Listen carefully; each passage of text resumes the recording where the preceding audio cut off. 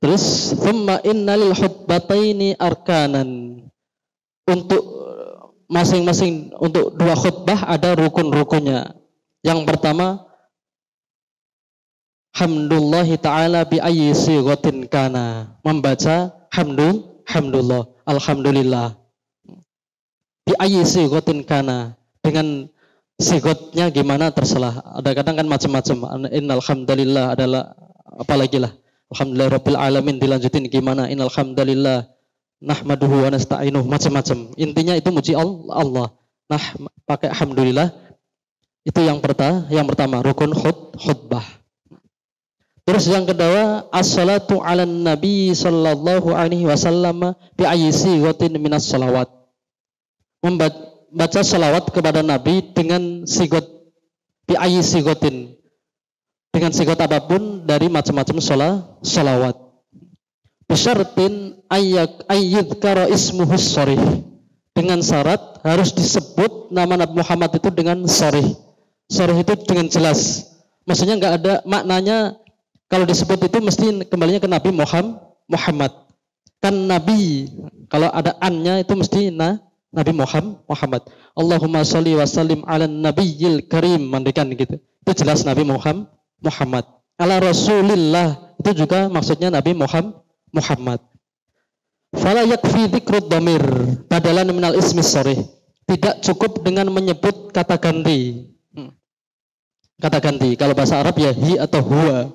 Allahumma sholli alaihi. Enggak jelas siapa, sebelumnya belum disebut. Itu enggak cukup. Atau kalau bahasa kita cuma dengan dia gitu enggak cukup.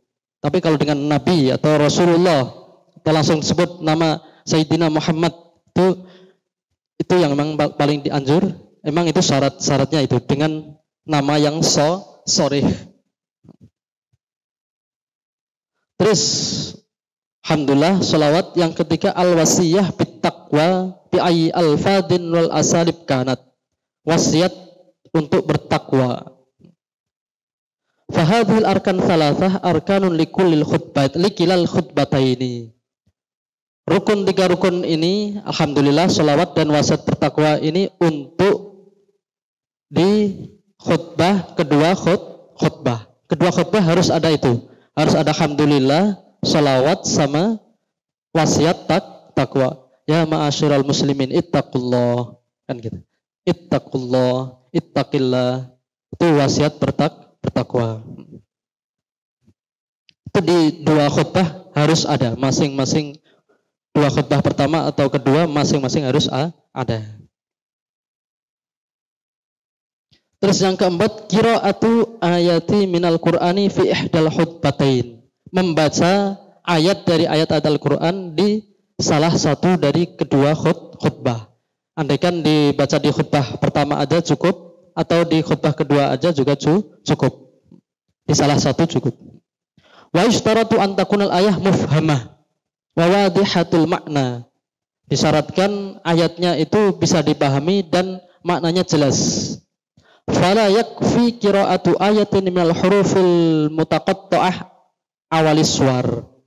Tidak cukup membaca huruf-huruf muqatta'ah. Maksudnya huruf-huruf muqatta'ah itu kayak alif lam mim atau cuma yasin, itu enggak cukup. Walaupun itu ayat Al-Qur'an, satu ayat enggak cukup. Karena apa? Maknanya yang tahu hanya Allah, kan gitu. Jadi disyaratkan di sini mufhamah wa wadihatul makna, yang bisa dipahami. Kalau ayat-ayat muqatta'ah itu apa namanya? Wallahu a'lamu bimuradi, hanya Allah yang tahu maksudnya. Makanya enggak, kalau di sini enggak cukup pakai alif lam mim, itu enggak cukup. Kecuali dilanjutin dari kali kita la raiba fihi ya cukup. Tapi kalau cuma yang kayak kafa ya ain shad enggak cukup juga. Kelima, ad-du'a lil mu'minin fil khutbah ats-tsaniyah. Doa untuk orang-orang mukmin di khutbah yang kedua. Bima yaqa'u alaihi ismu du'a urfan. Sebagaimana disebut doa itu ya gimana? Allahumma ighfir lil muslimina wal muslimat wal mu'minat wal mu'minat. Rabbana dhalamna anfusana. Itu doa. itu rukun khutbah yang untuk khutbah yang kedua harus ada doanya. Jadi tadi 3 harus ada dia 2 khutbah, baca Al-Qur'an di salah satu khutbah, terus membaca doa ini di khutbah yang kedua. Terus al-fariidhah atsaniyah, fardu Jum'ah yang kedua, sholatu raka'ataini fi jama'atin. Salat 2 rakaat dengan berjamaah. Rawan Nasa'i an Umar radhiyallahu an qol sholatul jum'ati raka'atain. Sebagaimana yang diriwayatkan Nasa'i dari Umar radhiyallahu an, salat Jum'ah itu 2 rakaat. Ala lisani Muhammadin sallallahu alaihi wasallam, sebagaimana yang disabdakan Nabi sallallahu alaihi wasallam. Wa ja'a fi hadithi Abi Dawud as-sabiq, al-jum'atu haqqun wajibun ala kulli muslimin fi jama'atin. Jum'ah itu hak wajib ala kulli muslimin, bagi setiap muslim fi jama'atin, dengan berjamaah. Wa ala dzalika in aqdal ijma'. Makanya orang muslim dari dulu juga berijma, sahabat tabi'in ke bawah ijma, salat Jum'ah itu harus jamaah. Kalau sendiri enggak sah Jum'ahnya. Wa innama yushtaratu idrakul jama'ati bi rak'atin wahidatin minha. Fa in adrakaha sahhat wa ila wajaba tahwiduha duhran. Wa inna ma yushtaraku idrakul jama'ati bi rak'atin wahidatin minha. Terus yang dianggap jamaah di sini ketika sholat Jum'ah itu harus paling enggak bisa ketemu rakaat, 1 rakaat bersama imam. Fa in adrakaha sahhat.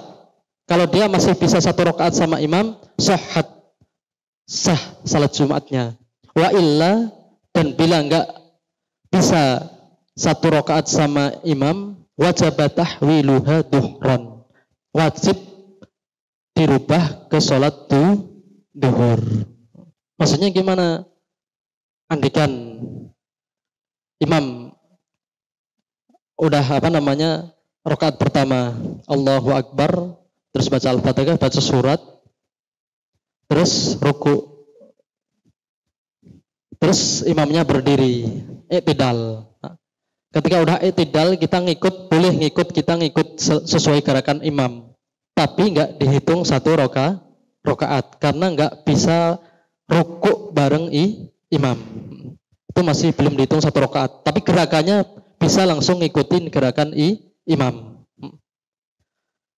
Andaikan rakaat kedua imamnya udah ruku, terus i'tidal, kita nggak bisa ikut bareng imam tadi di rakaat yang kedua, rukuknya imam kedua tadi, itu berarti kita udah nggak dapat 1 rakaat, nggak bisa.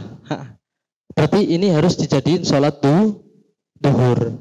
Kalau di muktamad seingat saya, niatnya ya niat Jum'ah, tapi nanti ketika imam udah salam kita berdiri ngelanjutin duhur. Kalau kita ketinggalnya 1 rakaat, ketika imam salam kita berdiri lagi 1 rakaat. Jadi tetap salatnya 2 rakaat, masih dianggap salat Jumat. Tapi kalau enggak nemuin rakaat yang kedua tadi, imam udah i'tidal, kita baru ngikut.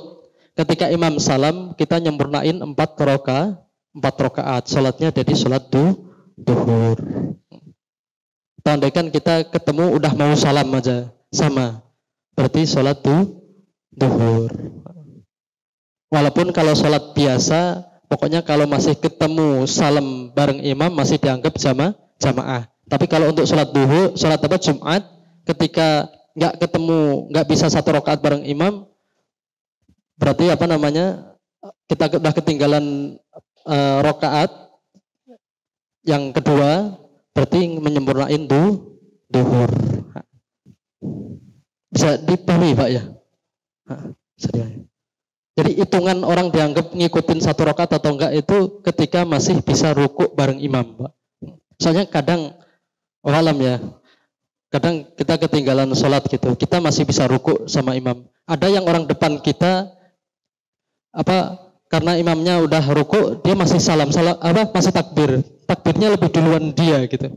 Tapi waktu imam salam, kadang dia masih berdiri lagi gitu. Itu lebih sebetulnya, lebih. Kalau selama masih bisa rukuk bareng imam, masih dianggap satu rokaat. Walaupun Al-Fatihah ya nggak kebaca, iya nggak kebaca. Tapi masih dianggap satu rokaat. Kita lanjut, adabul jumu'ati wa hay'atuha. Adab-adab Jum'ah. Liyaumil jum'ati wa sholatuha adabun masnunatun. Bagi hari Jumat dan sholat Jumat ada adab-adab yang disunahkan. Yang bagil ihtimam biha wadda'bu 'alaiha. Selayaknya kita perhatikan dan kita ikuti. Wahya, pertama al-ghuslu, mandi. Berdasarkan apa li khabarin hadis Nabi, wa idza jaa ahadukum ilal jum'ati falyagtasil.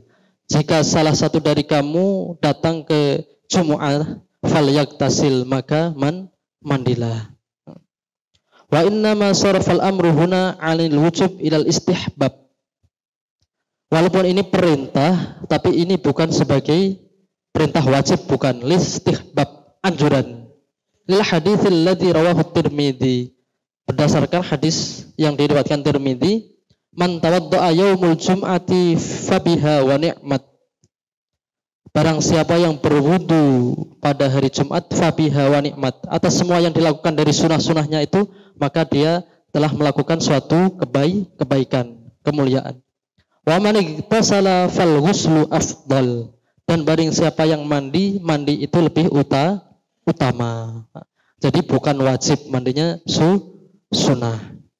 Terus yang kedua, tandiful jasati minal awsahi war rawaihil karihati wal adhan wat tatayyub. Membersihkan tubuh dari kotoran-kotoran war rawaihil karihah, dan bau-bau yang enggak enak, dan pakai minyak dan wangi-wangian. Minyak rambut wal adhan, pakai minyak rambut, wat tatayyub, dan wangian. Hikmahnya apa? Wadzalika li alla yata'adza bihi ahadun minan nas. Biar orang ketika kita ngumpul, orang yang ada di sekitar kita itu enggak tersakiti, maksudnya enggak tersakiti.